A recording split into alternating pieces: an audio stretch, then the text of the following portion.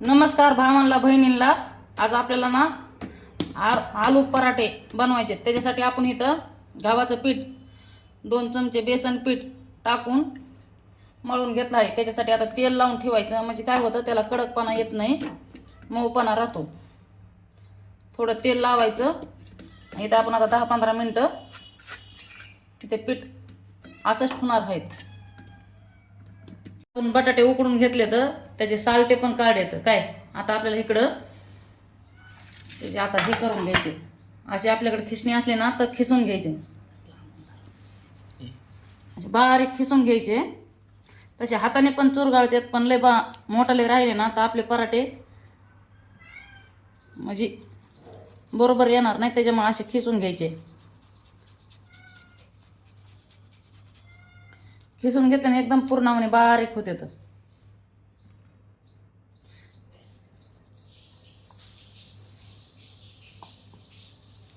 तुम्ही हाताने सुद्धा बारीक करू शकता, पण तेवढं होता होईल तेवढं खिसणीने करून घ्या.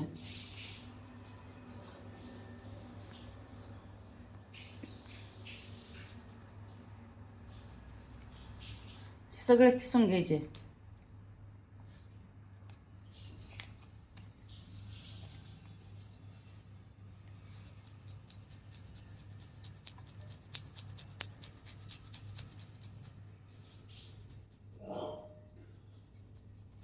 असे बारीक खिसणीने खिसून घ्यायचे.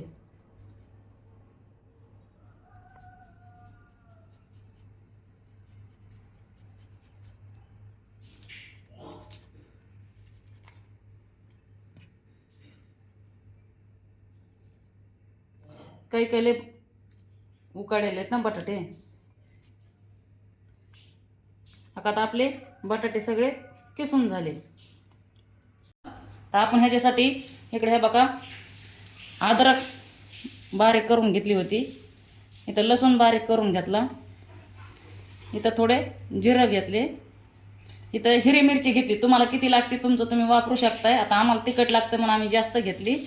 पण इथं तुम्ही जर मिरची कमी टाकायची असली हिरवी तर तुम्ही ह्याच्यातनं लाल पावडर सुद्धा टाकू शकता.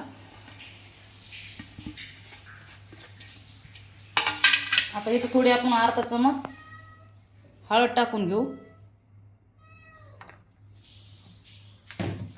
इथं चवीपुरतं मीठ टाकून घेऊ. आता इथं आपण कोथिंबीर बारीक करून घेतली होती. तुम्हाला किती कोथिंबीर टाकायची तर तुम्ही टाकू शकता, पण ह्याच्यात ना पालक पण ना टाकायचा. पालक टाकला तरी एकदम पराठे छान लागतात. पण आता आपण इथं कोथिंबीर टाकून घेते ना. मी कोथिंबीर लय मोठी घेते, तुम्हाला तेवढी घ्यायची तुम्ही तेवढी कोथिंबीर घेऊ शकता, पण मी जास्त कोथिंबीर घेतली. आता हे मळून घेऊ आपण.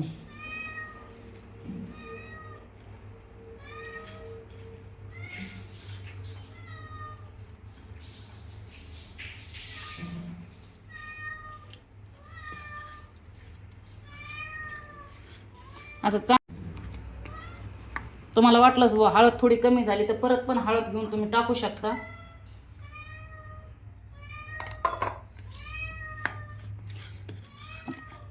आता या बटाट्याच्या चटणीची ना एकदम असं जीव एक करून घ्यायचा.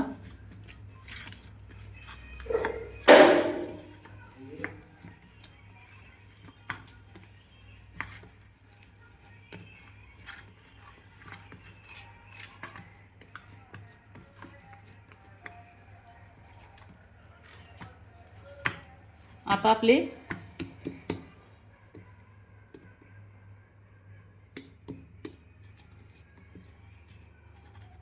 आता उंडा तयार झाला. असा उंडा ठेवून द्यायचा. तुम्ही तूप लावू शकता किंवा तेल लावू शकता. तेवढं तुम्ही तेल किंवा तूप लावता तेवढं चांगलं आहे. आता आपण इथं आता हे 5-10 मिनटं राहून देऊ.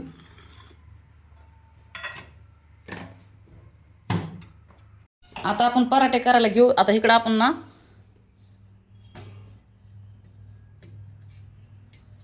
आता तुम्हाला किती उंडा लागतोय तुमचं तुम्ही बघू शकता, पण होता होईन तेवढं ना जाडच ठेवावं लागतं. असा उंडा करून घ्यायचा मोठा.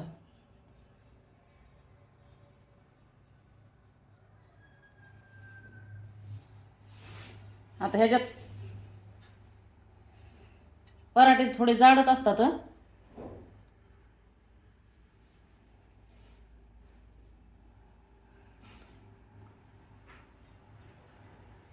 असे व्यवस्थित परत थोड्याचे असं आता थोडं पीठ टाकून घेऊ पळपुटाव आणि हलक्या हाताने असे लाटायचे.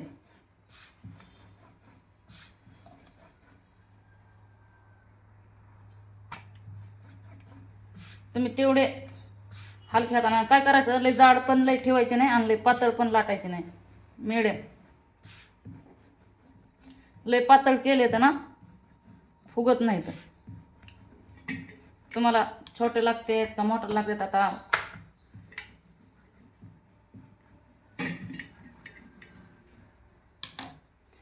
जास्त मोठा पराठा करायचा असला तर जास्त बटाट्याची चटणी पण घ्यायची आणि पिठाचा उंडा पण जास्त घ्यायचा. आता इकडं आम्ही काही तूप लावला नाही, इथं तव्यावर आपण तेल टाकून घेऊ.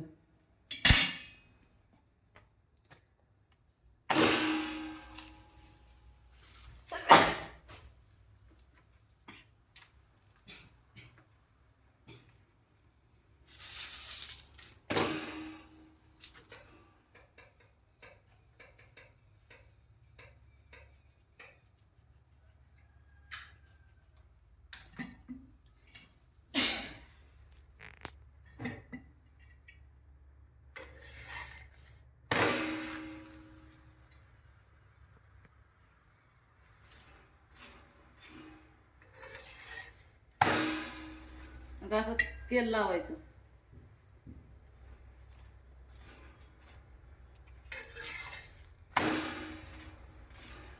लाल खरबूज भाजून द्यायचा.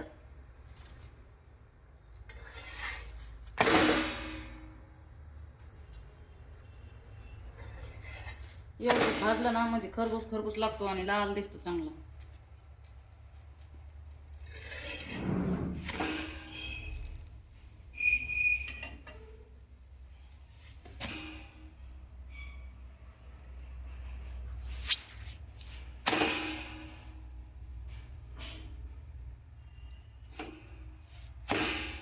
आता आपला हे पराठा तयार आहे. आता इकडं टाकून घेऊ. आता इकडं थोडा गॅस बारीक करायचा. आता इकडं दुसरा पराठा घेऊ.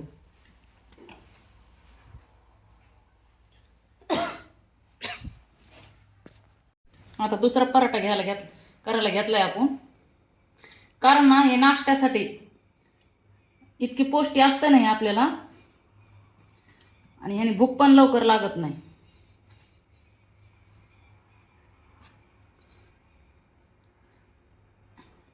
मला जास्त लागते बटाट्याची चटणी, नाही का.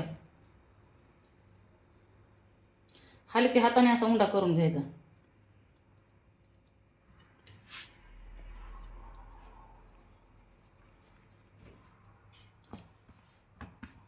आम्हाला मोठाले लागते, त्याच्यामुळं कधी बी पराठा करताना थोडा मोठाच करायचा. म्हणजे काय असतं, फुगत येत पण खायला पण जरा मऊ लागते.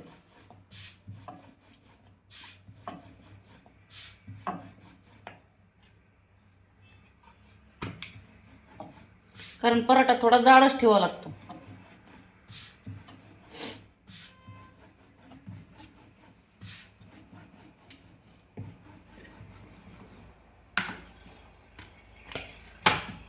एकदम सोपा आहे करायला, काही अवघड नाही.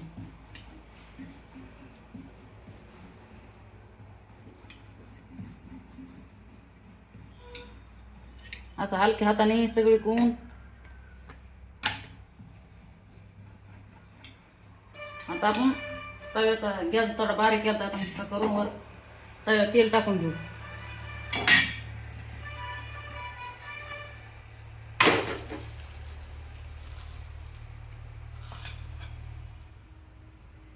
आता आपण याला पलटी मारून घेऊ.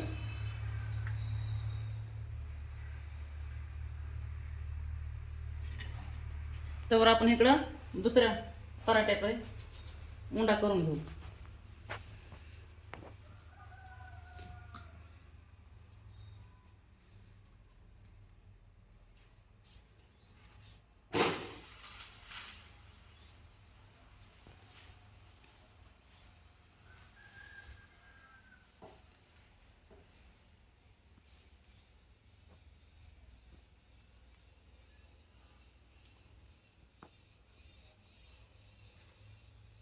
ह्या पराठ्याचा आपला उंडा तयार झाला. तर इकडे ह्याला पलटी मारून घेऊ.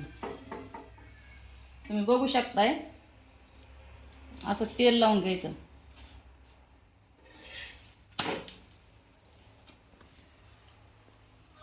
आणि खरबूज भाजून घ्यायचा.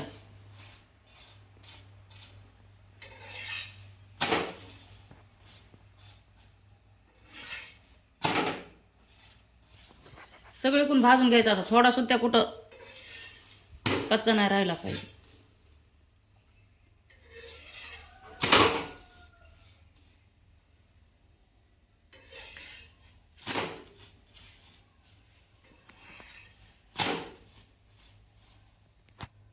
आता आपला हे बघा किती खरबूज भाजलाय.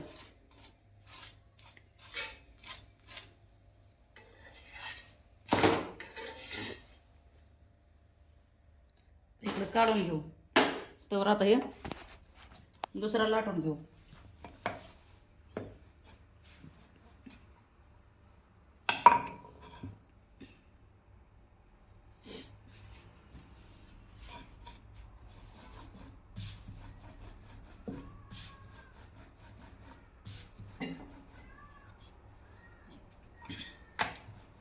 काही फुटत नाही पराठा, काहीच नाही. असंच हलक्या हाताने व्यवस्थित लाटायचं फक्त.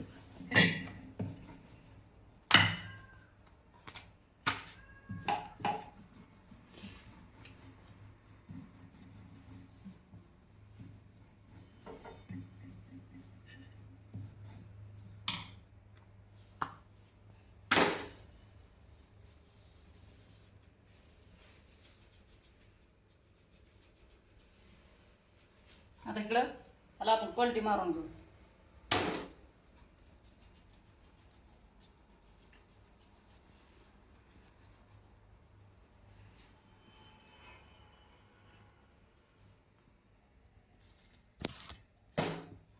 आता इकडे आपण ह्याला तेल लावून घेऊ.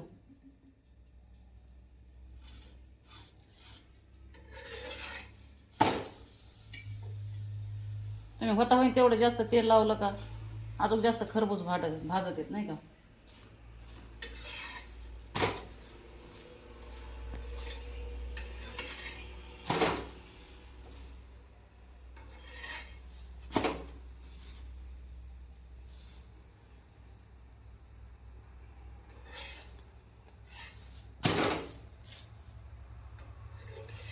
असे लाल भाजून घ्यायचे.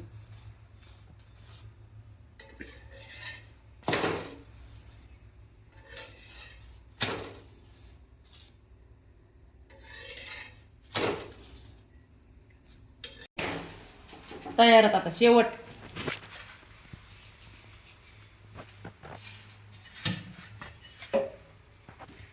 आता ह्याला आपण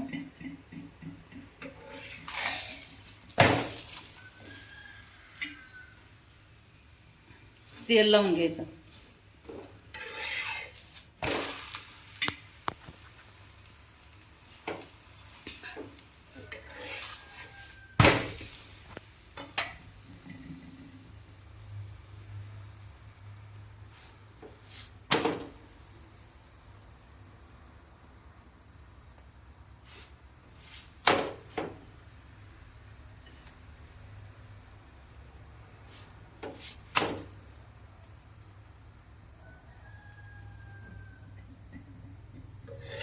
लाल खरबूज भाजायचा.